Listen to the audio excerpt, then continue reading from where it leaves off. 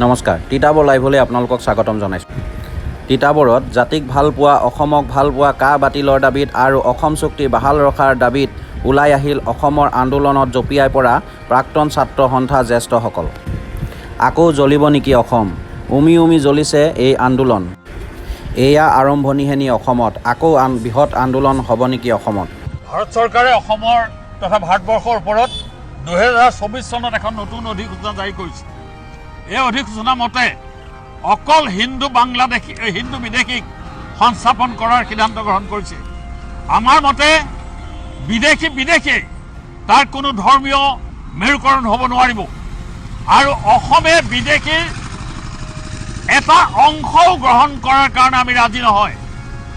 অসমত আজি 1971 চনত 25 মাৰ্চলৈকে বিদেশীৰ সময়সীমা নিৰ্দিষ্ট কৰি কেন্দ্ৰীয় চৰকাৰে এখন চুক্তি কৰিছিল সদৌ অসম ছাত্ৰ সন্থা আৰু গণ সংগ্ৰাম পৰিষদৰ লগত।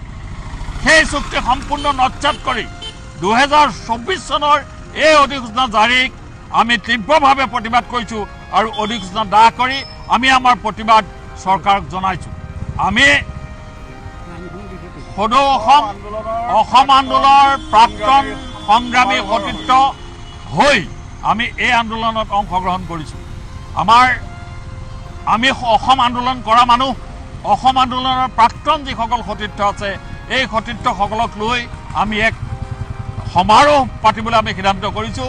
তাৰ আগত এই আইনখন বাতিল কৰিবৰ কাৰণে সেই সংগঠনৰ তৰফৰ পৰা আমি আজি প্ৰতিবাদ কৰিছোঁ। সপ্ত শ্বহীদৰ স্থান তিতাবৰ। 1983 চনত 6জন শ্বহীদ হ'ল, 84 এজন শ্বহীদ হ'ল, মুঠতে 7জন শ্বহীদ অসম আন্দোলনত শ্বহীদ হ'ল। সেই শ্বহীদৰ স্থানৰ পৰা আমি কেন্দ্ৰীয় চৰকাৰক সতৰ্ক কৰি দিব বিচাৰোঁ যাতে শ্বহীদৰ তেজক অৱমাননা যাতে নকৰে। আজি শ্বহীদে যি কাৰণে বিদেশীৰ বিতৰণৰ বাবে আত্মাহুতি দিলে সেই আত্মাহুতিক শ্ৰদ্ধা জনাই যাতে তেখেতসকলে এই সমূহ পলা আইন বাতিল কৰি অসমখনক বিদেশী মুক্ত কৰাৰ প্ৰচেষ্টা চলায়, এই আমাৰ আহ্বান। কেন্দ্ৰীয় চৰকাৰ হুঁচিয়াৰ, কেন্দ্ৰীয় চৰকাৰ হুঁচিয়াৰ, সদৌ অসম ছাত্ৰ সন্থা জিন্দাবাদ, সদৌ অসম ছাত্ৰ সন্থা জিন্দাবাদ।